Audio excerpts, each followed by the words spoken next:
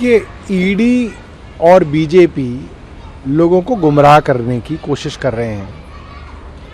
सत्येंद्र जैन के घर पे क्या मिला ये नहीं बता रहे हैं। किसी के घर पे क्या मिला, किसी के घर पे क्या मिला, उस सबको जोड़ के लिख रहे हैं सत्येंद्र जैन एंड अदर्स। मतलब सत्येंद्र जैन और अन्यों के घर पर ये मिला। ऐसे तो आप पूरा देश जोड़ दो उसके साथ, उन सब के घर पे पता नहीं क्या क्या मिलेगा। सत्येंद्र जैन साहब के घर पे क्या मिला, इसके ऊपर ईडी नहीं बात कर रही, इसके ऊपर ना बीजेपी बात कर रही है। सीजर मेमो, सर्च मेमो या हिंदी में कहें तो पंचनामा हमने कल प्रेस कॉन्फ्रेंस में दिखाया। उसमें ईडी के डायरेक्टर ने लिखा हुआ है मोहर लगाकर, विटनेस के साइन कराकर, कि सत्येंद्र जैन के घर पर मात्र 2,79,200 रुपया बरामद हुआ, जो कि वैध पैसा था। इसीलिए ईडी उसको जब्त भी नहीं कर पाई, उनको वो पैसा भी वापस करना पड़ा, सीज नहीं किया। तो कुल मिला के सत्येंद्र जैन के घर पर कुछ भी ईडी को बरामद नहीं हुआ। सुबह 7 बजे से रात के 2 बजे तक चली हुई रेड फेल साबित हुई। अब किसी ज्वेलर के घर पे आपने छापा मारा और आप कह रहे हैं ज्वेलर के घर पे जो है सोना मिल गया, ज्वेलर के घर पे पैसा मिल गया, और आप कह रहे हैं कि सत्येंद्र जैन एंड अदर्स के साथ इसको जोड़ दिया जाए, तो ये बात चलती नहीं है। मुझे ऐसा लगता है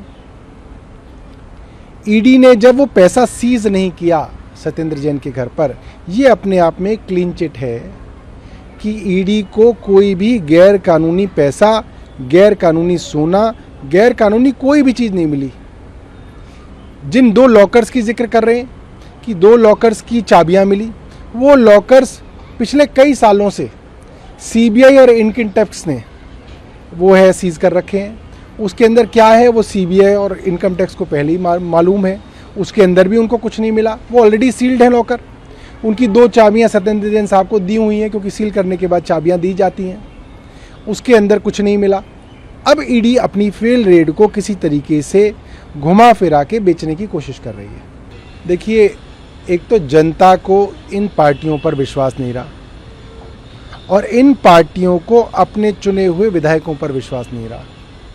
इतनी ज़्यादा विश्वसनीयता की कमी है अपने विधायकों पर, इतना ज़्यादा डर है कि दूसरी पार्टी पैसे के लालच से इनके विधायकों को खरीद लेगी और इनके विधायक बिक जाएंगे, दूसरी पार्टी के लिए वोट कर देंगे, कि इन पार्टियों ने अपने चुने हुए विधायकों को भेड़ बकरी की तरह बाड़ों में कैद कर रखा है। ये हमारे लोकतंत्र के लिए बड़ी शर्म की बात है।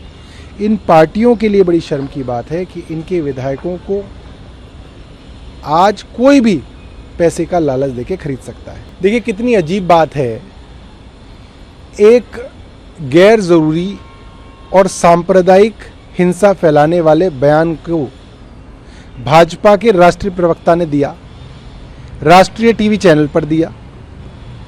उससे देश के अंदर अलग अलग जगहों पे दंगे भड़के, कानपुर के अंदर कई लोगों की बड़ा नुकसान हुआ, मगर केंद्र सरकार नहीं जागी, राज्य सरकार नहीं जागी।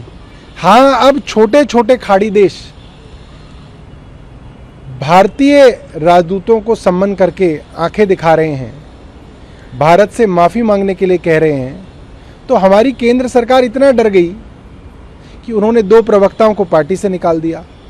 कानपुर के अंदर अब अरेस्ट की जा रही हैं। ये बहुत दुख की बात है। हमारे देश के अंदर दंगे हों तो सरकार की नींद नहीं खुलती। छोटे छोटे देश आंखें दिखाएं तो हमारी सरकार घबरा जाती है। इससे भारत की अंतर्राष्ट्रीय लेवल पर बहुत बेइज्जती हुई है।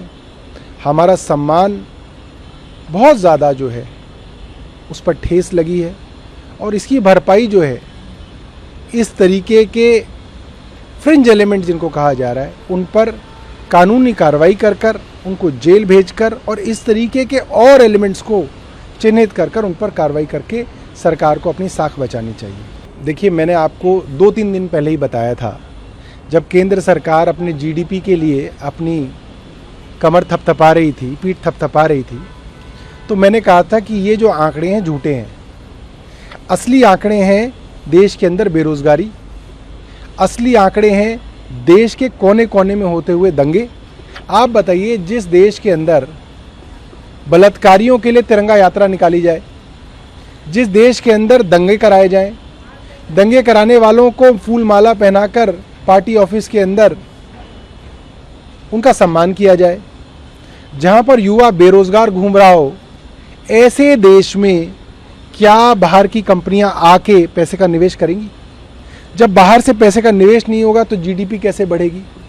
लोग दंगा करेंगे तो नौकरी कौन करेगा, बिजनेस कौन करेगा?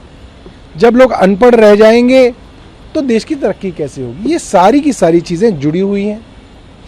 पिछले 7-8 सालों से देश के अंदर जो माहौल है वो किसी भी विकसित देश के अंदर, किसी भी विकासशील देश के अंदर नहीं होता है। शांति होती है, भाईचारा होता है, युवाओं के अंदर पढ़ाई लिखाई के लिए, नौकरियों के लिए, अपना बिजनेस खोलने के लिए एक दूसरे के बीच में प्रतिस्पर्धा होती है। आज के युवा में कहाँ बची वो चीज़? आज के युवा को तो केंद्र सरकार दंगाई बनाने के लिए पड़ी हुई है। विदेश मंत्री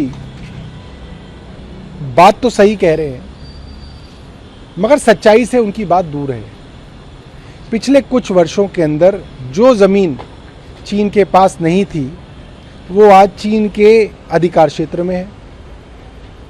कई सौ वर्ग किलोमीटर ज़मीन पर चीन ने कब्जा कर लिया है। हमारे बॉर्डर पर चीन ने सड़क बना ली है, चीन ने वहाँ पर नए गांव बसा दिए हैं। एक पुल बन गया था, दूसरा पुल दोबारा बनाया जा रहा है।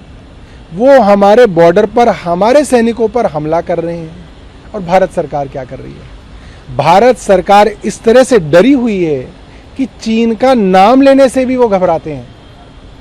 जब हमारे सैनिकों की हत्या की गई तो प्रधानमंत्री ने चीन का नाम नहीं लिया।